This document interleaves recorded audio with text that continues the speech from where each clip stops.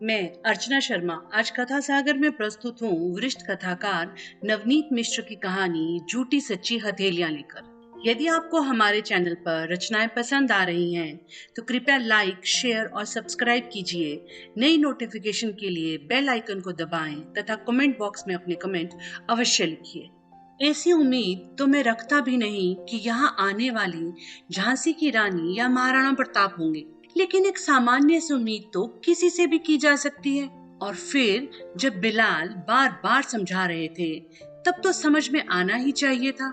अब अगर मेरे दाएं बाएं झूलते रकाबों में पैरों को फंसाने और मेरी पीठ पर लदी काठी के अगले उठे हुए हिस्से को मजबूती से पकड़े रहने जैसी छोटी छोटी बातें भी भेजे में न घुसे, तो ऐसे आदमी को कोई क्या कहे। बलतल से अभी यात्रा शुरू भी नहीं हुई थी कि मेरे ऊपर सवार इस आदमी ने बेचैनी में हिलना डुलना शुरू कर दिया था। जिसे आदत न हो उसके लिए मेरे ऊपर सवारी गांठना कोई हंसी खेल नहीं है। बड़े बड़े हवा में टंगे रह जाते हैं और मैं सर से नीचे से निकल जाता हूँ। मुझे काबू में रखने के लिए जांघों में बड़ी ताकत चाहिए होती है। भी का क्या मतलब, मैं नहीं जानता। एक दिन किसी को कहते हुए सुना था तो मैंने भी कह दिया। माफ कीजिएगा, मैं तो कुछ ऐसे बोल रहा हूँ जैसे सीधे अरब से लाकर यहाँ खड़ा कर दिया गया हूँ। दरअसल मेरे भीतर गधेपन का जो अंश है वही मुझे बड़बोला बना देता है। सचमुच मुझे ऐसे बड़े बोल नहीं बोलने चाहिए। तो बिलाल ने जब ऊपर उंगली से इशारा करके बताया कि आपको वहां तक जाना है, तो सवार कांखने लगा। बिलाल की उंगली जिस तरफ इशारा कर रही थी, उधर अमरनाथ की गुफा कहीं दूर दूर तक दिख नहीं पड़ती थी। अभी तो दोनों तरफ सीना ताने पहाड़ खड़े थे, जिसके किनारे बने संकरे रास्ते कहाँ जाकर खत्म होंगे कुछ अनुमान नहीं लगता था। मैंने सोचा, अगर सवार की ये यात्रा पहलगाम से शुरू होती तब 48 किलोमीटर में इसका क्या हाल होता। इसे तो बलतल से करीब 18 किलोमीटर की यात्रा करनी है, तब ये इस कदर घबरा रहा है। यह आदमी मेरे ऊपर सवार हुआ था तभी मैं जान गया था ये बातूनी बंदा है। अरे तुम तो मेरी पीठ पर 80 मन का बोझ डाले लदे हो। बेचारे बिलाल तो मेरी रास पकड़े साथ साथ चलते हैं। तुम्हारे फेफड़ों में तो भरपूर सांसें भरी हैं, लेकिन बिलाल इतना दम कहाँ से साधे कि चले भी और तुम्हारी बातों का जवाब भी दे। ए, क्या नाम है तुम्हारा? सवार ने सफर शुरू होते ही पूछा। जी, मुझे बिलाल कहते हैं जनाब। आदमी चुप रहता है तो सारे भरम बने रहते हैं, जो मुंह खोलते ही टूट जाते हैं, जैसा कि सवार और बिलाल के साथ हुआ।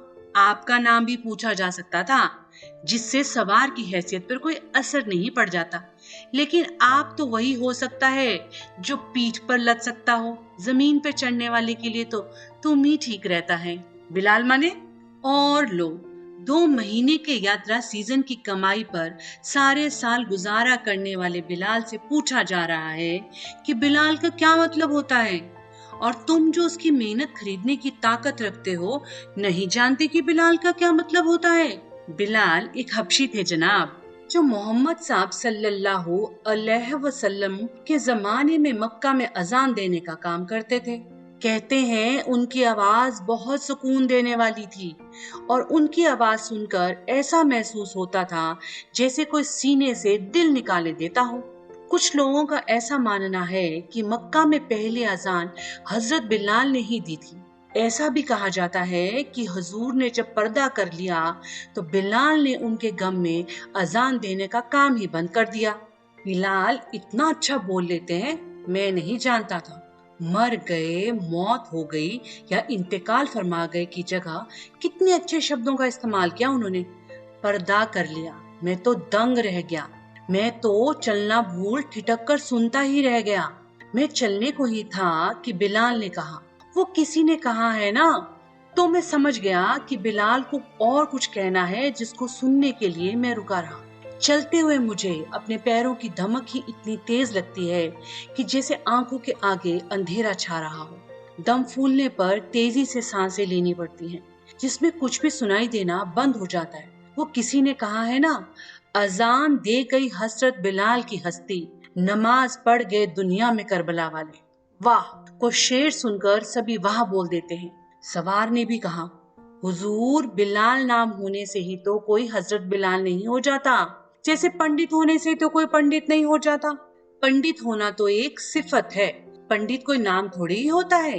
देखिए किसी ने क्या खूब कहा है, मैं अपने आप को सैयद तो लिख नहीं सकता, अजान देने से कोई बिलाल होता है। सवार की बोलती बंद हो गई है। आदमी की बोलती बंद होती है तो अलग से पता चल जाता है ना। लगा कि सवार जरूर कोई पंडित ही है। कठिन चढ़ाई शुरू हो रही थी। बॉडी आगे पैर पीछे। बिलाल ने सवार को चलते समय बैठने का तरीका समझाया। क्या सवार बिलाल के 4 शब्दों के कूट निर्देश को समझ नहीं पाया। चढ़ाई के समय बॉडी का सारा बोझ आगे रखने के लिए काठी पर झुक जाइए और पैर पीछे करके इसके पेट से सटा दीजिए, बिलाल ने विस्तार से बताया। और उतराई के समय सवार ढलान को उतराई कह रहा था। ढलान के समय बॉडी का वेट पीछे कर लीजिए और दोनों पैर आगे की ओर ताने रखिए, बिलाल ने समझाया। आपको मैं बताऊं कि चढ़ाई के समय मुझे मैं सवार अपना सारा बोझ उठाने में अपने पिछले पैरों की मदद लेनी होती है। मेरे पिछले पैर ही मेरे अपने शरीर और सवार को ऊपर उठाने के काम आते हैं। ऐसे में अगर सवार अपना बोझ आगे की ओर कर देता है तो मेरे पिछले पैरों पर बोझ कम हो जाता है और मैं आसानी से चढ़ाई चढ़ जाता हूँ। लेकिन जब ढलान होती है तब मुझे अपने शरीर को बहुत साधना होता है। ढलान के समय जरूरी होता है कि मेरे अगले पैरों पर वजन कम से कम हो, ताकि मैं अपने शरीर को संतुलित रखते हुए इस तरह से उतर सकूं कि मेरे पैर न तो लड़खड़ाएं और न बोझ की वजह से मुड़े। अरे नहीं जनाब, बॉडी आगे पैर पीछे। बिलाल झुंझला जाते हैं तो भी तहजीब का दामन नहीं छोड़ते। मैं भी बड़ी देर से महसूस कर रहा था कि मुझे चलने में बड़ी कठिनाई हो रही है। अभी तो चढ़ाई मैंने पूरी की है, उसमें सवार ने अपनी बॉडी का सारा वेट पीछे डाल दिया था और पैर आगे की ओर तान दिए थे। ठीक इसका उल्टा काम उसने ढलान के समय किया था और बिलाल को उसे फिर टोकना पड़ा था। तभी मुझे लगा था कि ये कैसा आदमी है जिसके भेजे में एक छोटी सी बात नहीं घुस रही।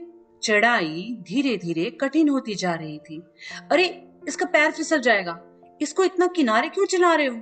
8-9 हजार फुट की ऊंचाई पर पहुंचकर सवार ने डरी हुई आवाज में बिलाल से कहा। करीब 6 फीट चौड़े रास्ते पर मुझे भी चलना था। बिलाल को भी, सामने से आ रहे घोड़े को भी और पैदल चलने वालों को भी। सवार की रूह फना थी। घोड़ा अपना रास्ता पहचानता है जनाब, इसी रास्ते पर इसी किनारे चलते हुए जाता है और इसी किनारे से वापस लौटेगा। रास्ता बदल देने से घोड़े के पैर रास्ते की पहचान खो देते हैं, बिलाल ने सवार को समझाया। अच्छा, अभी तो ये तुम्हारा आज का पहला फेरा है ना? सवार ने एक बेतुका सवाल किया। हाँ हजूर, अभी तो 5-6 चक्कर लगेंगे, बिलाल ने व्यंग्य से कहा, जिसको सवार शायद पकड़ नहीं पाया। जब बलतल से गुफा तक की दूरी 5-5.5 घंटों में पूरी होती है और इतना ही समय वापसी में लगता है तो एक फेरे से ज्यादा की गुंजाइश ही कहाँ है। मैं जान गया कि सवार को कोई जानकारी नहीं है। मुझे बिलाल का चुटकी लेना अच्छा लगा। भाई वाह, कितनी सुंदर बर्फ है, जैसे जमीन पे रखा बर्फ का पहाड़। सवार ने आह्लाद से लगभग चीखते हुए कहा। ये ग्लेशियर है जनाब, बिलाल ने कहा तो सवार किसी सोच में पड़ गया। ओ हाँ, ग्लेशियर, ग्लेशियर ऐसे होते हैं? सवार ने सवाल किया जिसका कोई जवाब देने की बिलाल ने जरूरत महसूस नहीं की। मैं जान गया कि सवार जिंदगी में पहली बार ग्लेशियर देख रहा था। इनको पिघलने से बचाया जाना चाहिए, नहीं तो हमारा अपना जीवन ही संकट में पड़ जाएगा, सवार ने किसी नेता की तरह चिंता प्रकट करते हुए कहा। सवार भी उन सैकड़ों हजारों लोगों की तरह था जो किसी समस्या को लेकर चिंतित तो बहुत दिखाई देते हैं लेकिन करते कुछ नहीं। इतने सारे लोग आने लगे हैं जनाब, हजारों की तादाद में, बिना कोई तकलीफ उठाए सवाब चाहते हैं सब। ऊपर 15,000 फुट की ऊंचाई पर भी गैस के सिलेंडर जलने लगे हैं। कितनी गर्मी हो गई है यहाँ, बिलाल ने कहा। उसकी आवाज में सचमुच चिंता थी। अरे मुझे उतारो, मैं नीचे गिर जाऊंगा। सवार अचानक परेशान होकर बिलाल से विनती करने लगा कि वो उसे घोड़े से नीचे उतार दे। कुछ नहीं होगा हजूर, आप मजबूती से काठी पकड़े रहिए बस, बिलाल ने सवार को हिम्मत बंधाई। सवार की हालत पर मुझे दया आई। आदमी मरने से सबसे ज्यादा डरता है, जब तक वो सामने नहीं होती तब तक उसे यही लगता रहता है कि मौत का वो बड़ी दिलेरी से सामना करने की कुव्वत रखता है, लेकिन जब वो सामने दिख पड़ने लगती है तो उसे रोने के अलावा और कुछ नहीं सूझता। बिलाल के बार बार समझाने पर भी सवार लगातार वही रट लगाया जा रहा था। उसे लग रहा था कि मेरा पैर कहीं ना कहीं जरूर फिसलेगा और वो इतनी गहरी खाई में जा गिरेगा कि उसकी लाश तक का मिलना मुश्किल हो जाएगा। जय भोलेनाथ, पैदल चल रहे किसी श्रद्धालु ने शायद सवार को ही देखकर कहा।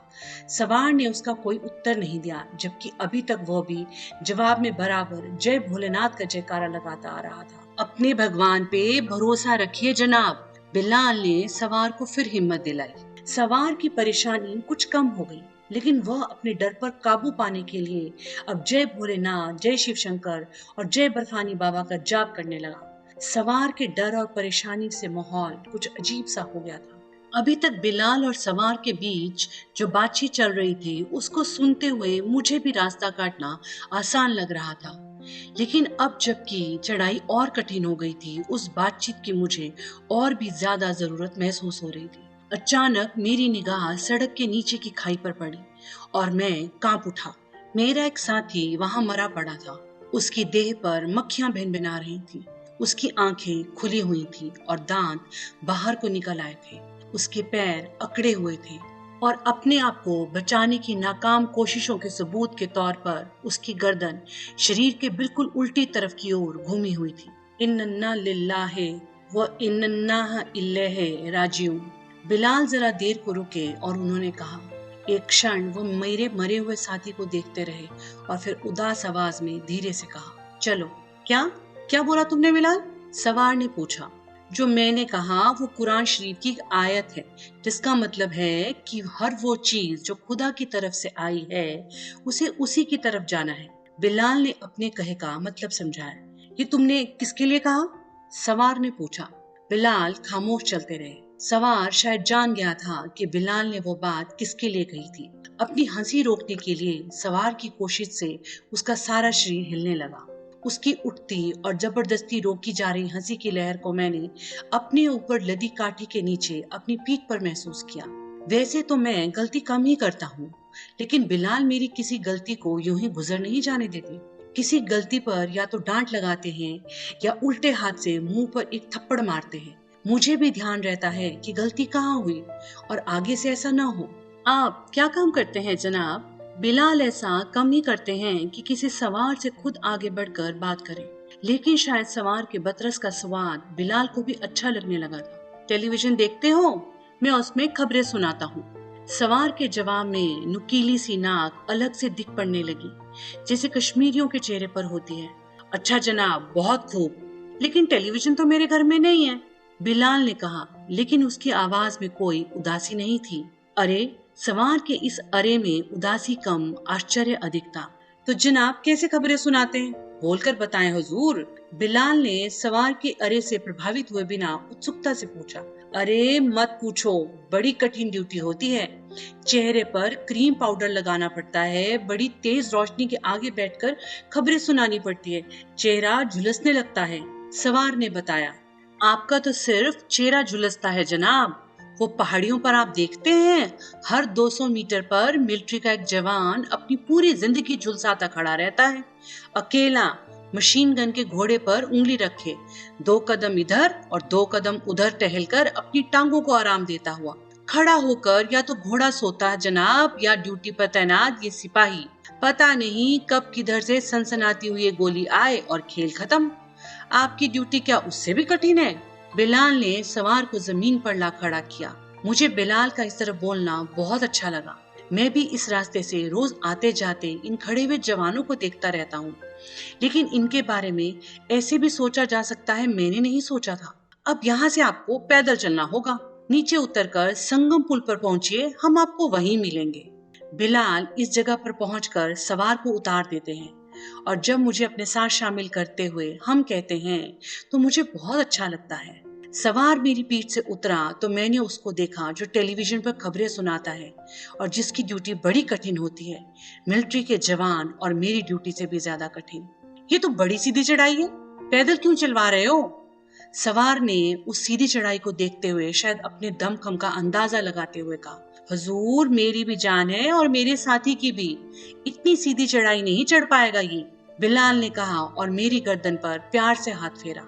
बिलाल की हर छुअन में इतना प्यार और अपनापन होता है कि मेरी सारी थकान मिट जाती है। इस जगह पर आकर जब बिलाल सवार को मेरी पीठ से उतार देते हैं तो मैं अपने आप को उनके हाथों में बहुत सुरक्षित महसूस करता हूँ। मैंने देखा सवार को चढ़ाई का रास्ता पार कराने के लिए मिलिट्री के एक जवान ने अपनी बांह थमा दी थी, जिसको पकड़कर सवार लिथर लिथर कर चल रहा था। सवार 2-3 कदम चलने के बाद जरा देर सुस्ताने के लिए रुकता। मिलिट्री का जवान भी उसके दम में दम आने तक उसके पास खड़ा रहता। लगभग 13,000 फुट की ऊंचाई पर ऑक्सीजन की कमी थी और सवार हांफ रहा था। लगभग 10 मिनट बाद संगम पुल पर जब सवार मिला तो वो बुरी तरह थका हुआ था। उसके पैर थरथरा रहे थे और उसमें इतनी ताकत भी नहीं बची थी कि वो अपना एक पैर उठाकर मुझ पर सवार हो सके। वह तो ठीक से खड़ा भी नहीं हो पा रहा था। उसने एक रकाब पर पैर रखकर कोशिश की, लेकिन चलने के कारण उसके पैर इतने भर गए थे कि वह असंतुलित होकर मेरी काठी पकड़कर झूल गया। तुम घोड़े वाले अपनी हरामजदगी से बाज नहीं आओगे। सवार को इस तरह झूलते देख पास खड़े मिलिट्री के जवान ने बिलाल को गाली दी। आप तो शुरू से हमारे साथ हैं, आप ही इंसाफ कीजिए। इसमें बिलाल की क्या गलती थी जो उसके लिए इतनी गंदी जबान का इस्तेमाल किया गया? सवार के पैर अगर 1-1.25 किलोमीटर पैदल चलने की भी ताकत नहीं रखते तो इसमें बिलाल बेचारे का क्या कसूर? बिलाल ने पास में खड़े एक और घोड़े वाले की मदद से सवार को मेरी पीठ पर सवार कराया और आगे की यात्रा शुरू हुई। अब चढ़ाई और भी कठिन हो गई थी। जहां से अमरनाथ की गुफा की सीढ़ियां शुरू होती हैं, सवार को वहां उतार कर बिलाल मुझे जरा नीचे उतार लाए। मेरे पैरों के नीचे बर्फ का विस्तार था। बिलाल ने मेरी पीठ पर बंधा झोला खोला और मेरा मुंह झोले में डालकर झोले के दोनों कान मेरी गर्दन पर बांध दिए। बिलाल बलतल से गुफा तक की यात्रा की तैयारी करते हैं तो एक झोले में मेरे लिए चने बांध लेते हैं। झोला काठी के पिछले हिस्से से बांध दिया जाता है, जो चलते समय मेरे पिछले एक पैर के ऊपर पूंछ वाले हिस्से के किनारे टकराता रहता है और याद दिलाता रहता है कि गुफा तक की यात्रा पूरी होने के बाद मुझे खाने को मिलेगा। मेहनत के बाद इनाम की उम्मीद हो तो जोश दुगना हो जाता है। मैं चने खाने लगा और बिलाल बीड़ी सुलगाकर किनारे बैठ गए। नाल ठुकी होने की वजह से बर्फ की सीधी ठंडक मैं महसूस नहीं कर सकता था, लेकिन मेरा बदन इतनी लंबी यात्रा के कारण गर्म हो गया था और बर्फ की हल्की ठंड में महसूस कर रहा था, जो बहुत भली लग रही थी। बर्फ के भगवान की पूजा करके सवार ने माथे पर जो लाल रंग का तिलक लगाया था वो उसके गोरे रंग पर बहुत सुंदर लग रहा था।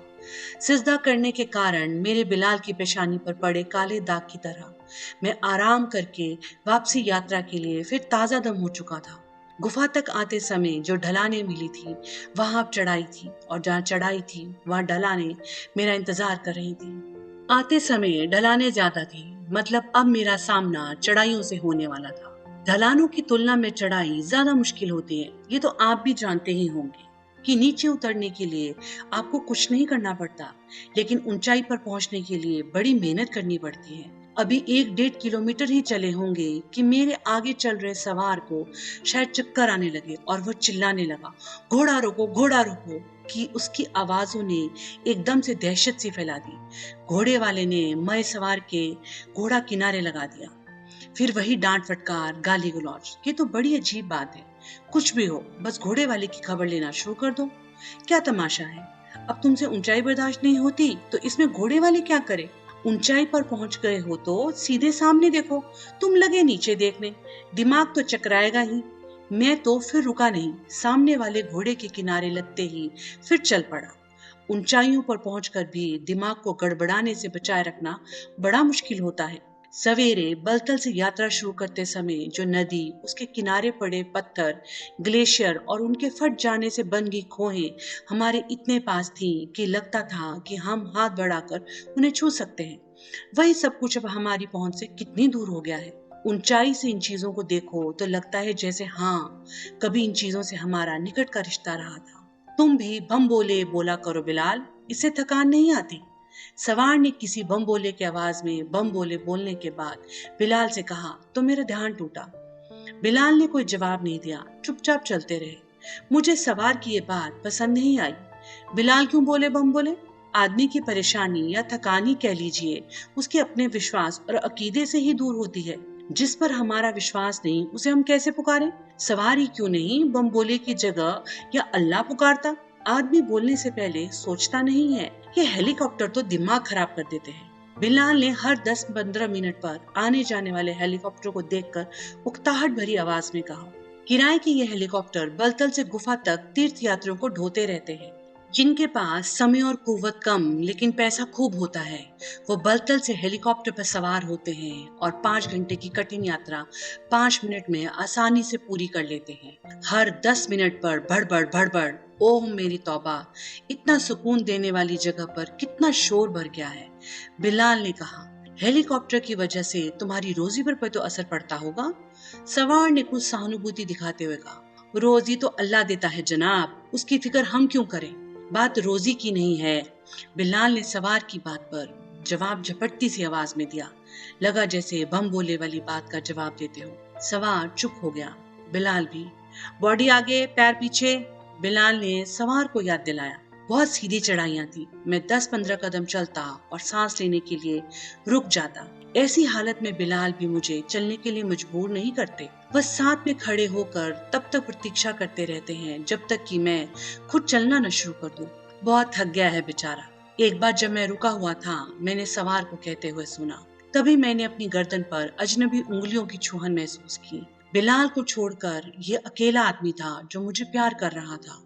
जब ये रुक कर सांस लेता है तो इसके पेट से सटे मेरे पैर महसूस करते हैं इसकी सांस कितनी तेज चलती है। सवार ने बिलाल से कहा। मैं सांसें भर चुका था और चल सकता था, लेकिन सवार के मुंह से ये सब सुनना अच्छा लग रहा था। मैं कुछ और सुनने की प्रतीक्षा में खड़ा रहा। चलो, बिलाल ने हमेशा की तरह धीमे से कहा। जरा देर रुक जाओ भाई, बहुत थक गया होगा ये। सवार ने बिलाल से प्रार्थना सी की। अच्छा अब चलो, बहुत दिमाग न खराब हो तुम्हारा, बिलाल ने लाड से कहा और हाथ में पकड़ी रास को हल्के से झटका दिया। मैं चल पड़ा। सवार की हथेली मेरी गर्दन पर सिधाई से खड़े बालों को बराबर सहला रही थी। बिलाल कोई मेरा दुश्मन नहीं है, लेकिन रास्ते में जरूरत से ज्यादा रुककर आराम करने की आदत न तो बिलाल की है और न ऐसी आदत उन्होंने मुझे पड़ने दी। अभी और कितनी दूर है? सामने से पैदल चली आ रही एक बूढ़ी माता ने उखड़ती सांसों के बीच पूछा। वो थकान के कारण रोने रोने को थी। अभी तो बहुत दूर है माई, सवार ने कहा तो बूढ़ी माता वहीं घोड़ों के पेशाब से गीली जमीन पर धम से बैठ गई। कहीं ऐसे कहा जाता है जनाब? ये तो हिम्मत तोड़ने वाली बात हुई। माई से कहना चाहिए था कि बस जरा दूर और चलते ही गुफा दिखाई देने लगेगी। बिलाल ने सवार को किसी अभिभावक की तरह सीख दी। बिलाल हमेशा यही करते हैं। रास्ते में जब भी कोई उनसे पूछता है कि अभी कितनी दूर है, तो वो यही कहते हैं कि बस जरा दूर और उनके ऐसा कहते ही मैंने देखा है कि थकान से चकनाचूर हो चुके आदमी में उत्साह और ताकत का संचार हो जाता और वो दुगने जोश के साथ चलने लगता। लेकिन बूढ़ी माता के मामले में इससे पहले कि बिलाल जवाब देते, सवार ही बोल पड़ा। बॉडी पीछे पैर आगे, बिलाल ने सवार को याद दिलाया, क्योंकि अब मुझे 70-80 डिग्री की सीधी ढलान उतरनी थी। वहां रास्ता भी कुछ ज्यादा ही संकरा हो गया था, लगभग 4 फुट चौड़ा रास्ता। रास्ते पर पड़े हुए छोटे बड़े आकार के पत्थर। उसी रास्ते पर मुझे, बिलाल और सामने से आ रहे लोगों को गुजरना था, अपने लिए रास्ता बनाते हुए और दूसरों को रास्ता देते हुए। नीचे 14,000 फुट की गहराई में हरितिमा और नीली आभा लिए फेन उठाती नदी अपनी गति से बह रही थी। बॉडी पीछे पैर आगे, बिलाल ने ढलान शुरू होने से पहले सवार को याद दिलाया। सवार ने दोनों पैर आगे की ओर ताने। उसके पैर मेरे अगले पैरों से टकराए। मैं जरा सा लड़खड़ाया, फिर अपने को संभाल ले गया। बिलाल ने उल्टे हाथ से एक जन्नाटेदार थप्पड़ मेरे मुंह पर मारा और मेरा चलना जरा देर के लिए रोक दिया। मैंने आपको बताया ना कि बिलाल गलतियों को कभी माफ नहीं करते, और इस समय की यह लड़खड़ाहट तो गजब ढा सकती थी। आगे अभी कई ऐसी ढलानें मिलेंगी जहां मुझे बहुत ही संभल कर एक एक पैर रखना होगा। मैं अपने आप को दिमागी तौर पर चौकस बना लूं। शायद इसलिए बिलाल ने मेरा चलना जरा देर के लिए रोका था। लेकिन बिलाल क्या जाने कि मैं कितनी देर से चलने में परेशानी उठा रहा हूँ। सवार जाने कैसे बैठता है, पैर पीछे रखता है तो उसके जूते का अगला हिस्सा मेरे पीछे के घुटनों से टकराता है, और जब आगे रखता है तो जूतों की एड़ियां अगले पैरों से टकराती हैं। इस सवार ने तो मेरा चलना दूभर कर दिया है। अपनी कोई गलती न होने पर भी बिलाल से मुझे मार खानी पड़ी इसलिए कह रहा हूँ क्योंकि वो थप्पड़ आमतौर पर तंबीह के लिए लगाई जाने वाली चपत नहीं थी। वो अपनी पूरी ताकत के साथ मारा गया झापड़ था, जिसमें बिलाल की चिंता, आशंका और झुंझलाहट शामिल थी। मुझे सवार पर गुस्सा आ रहा था। मैंने चलना अभी शुरू ही किया था कि फिर रुक गया। मैंने अपना मुंह खोला और उसे सवार के पैर की तरफ कुछ ऐसे बढ़ाया जैसे मैं उसके पैर को चबाने वाला हूँ। सवार ने अपना पैर तेजी से पीछे खींच लिया। ये ऐसा क्यों कर रहा है? सवार ने डरी हुई आवाज में बिलाल से पूछा। क्या कर रहा है? बिलाल ने पूछा। ये अभी मेरा पैर काटने की कोशिश कर रहा था, सवार ने बताया। आपका पैर क्या इसके पैर से टकरा रहा है? हाँ शायद, तभी इसे गुस्सा आ रहा है। पैर ऐसे रखिए कि इसके पैरों से टकराए नहीं, बिलाल ने सवार को समझाया। मैंने चलना फिर शुरू कर दिया। अच्छा एक बात बताओ बिलाल। जी हुजूर। लोग बताते हैं कि घोड़ा अगर अपने मुंह में कोई चीज दबा ले तो उसे छुड़ाना मुश्किल होता है। सवार की आवाज से डर अभी गया नहीं था। उसने अपने पैर संभाले हुए थे। मुश्किल क्या जनाब, नामुमकिन कहिए। इसके इतने बड़े बड़े तो दांत होते हैं। बिलाल ने अपनी उंगली के 1.5 पोर पर अंगूठा रखते हुए कहा। ओ, सवार के मुंह से निकला। अब उसका सारा ध्यान इस बात पर था कि उसके पैर भूल से भी मेरे पैरों से टकराने न पाए।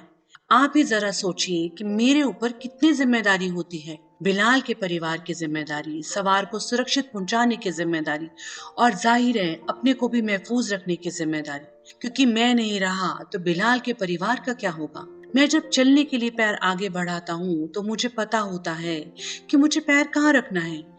इतने पत्थर, इतनी फिसलन, इतने उबड़ खाबड़ संकरे रास्तों पर भी क्या मजाल कि चारों पैरों को उठाने रखने में कभी कोई गलती होती हो। लेकिन ये तभी मुमकिन हो पाता है जब मुझे अपने हिसाब से चलने दिया जाए। देखिए, मैं आपको समझाने की कोशिश करता हूँ। जैसे मैं अपना अगला पैर उठा रहा हूँ, इस हिसाब से कि उसे 1 फीट आगे रखना है और उसे अपना पैर टकरा कर कोई 6 या 7 इंच पर ही रखने पर मुझे मजबूर कर दे तो चलने की अपनी आदत के हिसाब से मैं जानता हूँ कि अगले पैर के 1 फीट पर रखने पर मेरे पिछले पैरों को कितना आगे बढ़ाना है। लेकिन अचानक मेरा पैर 1 फीट के बजाय 6 या 7 इंच पर ही रुक जाए तो पिछले पैर तो 1 फीट के हिसाब से आगे बढ़ चुके होते, उन्हें मैं पीछे कैसे करूं? पता नहीं आप भी मेरी दिक्कतें समझें या नहीं। ढलान पर मेरे लड़खड़ा जाने की यही वजह थी जिसके कारण बिलाल ने मुझे झापड़ मारा था। उस जगह पर अगर मैं अपनी लड़खड़ाहट पर काबू न कर पाता तो आप सोच ही सकते हैं कि क्या हो जाता। मैं सवार सहित 12-13 हजार फुट की गहरी खाई में गिर चुका होता और बेचारे बिलाल लोगों की गालियां और लात घूंसे खाने के लिए ऊपर रह जाते। कोई ये थोड़े ही जानता है कि मैं गिरा क्यों। सब यही समझते कि घोड़े वाले की लापरवाही रही होगी। जैसा कि होता है हर बात में घोड़े वाले ही पकड़ा जाता है। अब जाहिर है कि मैं गिरता तो बिलाल तो मेरे साथ कूद नहीं पड़ते और कूद पड़ना भी नहीं चाहिए। मरने वाले के साथ कोई मर थोड़े ही जाता है। मेरा क्या है, मेरे लिए तो मौत एक छुटकारे की तरह ही आती। लेकिन बिलाल तो अपने घर के अकेले कमाने वाले हैं, उनको मरना भी नहीं चाहिए। खच्चर तो फिर दूसरा मिल जाएगा, घर वालों को दूसरा बिलाल कहाँ मिलेगा? हाँ, मरते मरते भी मुझको सवार का जरूर दुख रहता कि ये पता नहीं कहाँ से आया है, कौन है और इसके न रहने पर इसके घर परिवार पर कैसी आफत टूट पड़ेगी। सवार कितना प्यारा इंसान है, उसे अभी संसार में रहना चाहिए। अच्छे इंसान इस दुनिया में बहुत कम रह गए हैं। लीजिए हजूर, हम वापस बलतल पहुंच गए। बिलाल ने सवार से कहा तो मेरा ध्यान भंग हुआ। सवार ने उतरकर अपने पैर सीधे किए और पर्स से निकालकर रुपए बिलाल को दिए। हजूर, इसके दाने के लिए भी 10-20 और मिल जाते तो। बिलाल को मैंने सवार से कहते सुना तो विश्वास नहीं हुआ। बिलाल ने इस तरह कभी किसी से मेरे लिए एक पैसा नहीं मांगा। क्यों? जितना तय हुआ था उतने दे तो दिया, अब 1 पैसा नहीं दूंगा। सवार ने अजीब गुर्राहट भरी आवाज से कहा। अरे कुछ दे दीजिए हजूर, मेरा ये साथी आपको दुआएं देगा। बिलाल ने अजीब रिरिया कर कहा, जो मुझे जरा भी अच्छा नहीं लगा। कौन? तुम्हारा साथी? ये खच्चर, ये जानवर मुझे दुआएं देगा? भक्तों की जेब से पैसा खींचने के लिए तुम लोगों की ये नई हरामजादगी है, सवार ने ठट्ठा कर हंसते हुए कहा। सवार के मन को शायद मिलिट्री के जवान से सुनी गाली बहुत भा गई थी। सवार ने 5 रुपए का एक सिक्का बिलाल की ओर उछाला, जिसे बिलाल ने लपक लिया। सवार की गाली से भी खराब लगा मुझे बिलाल का इस तरह पैसे मांगना, और उससे भी ज्यादा शर्मनाक लगा सवार के फेंके गए सिक्के को पकड़ने के लिए बिलाल का हाथ बढ़ाना। मन महसूस कर रह जाना पड़ा। यही सोचकर मन को समझा लिया कि बिलाल कुछ भी हो, हैं तो आखिर इंसान ही। तो दोस्तों, इसी के साथ ये कहानी यहीं समाप्त हुई। मिलते हैं जल्दी नई कहानी के साथ। धन्यवाद।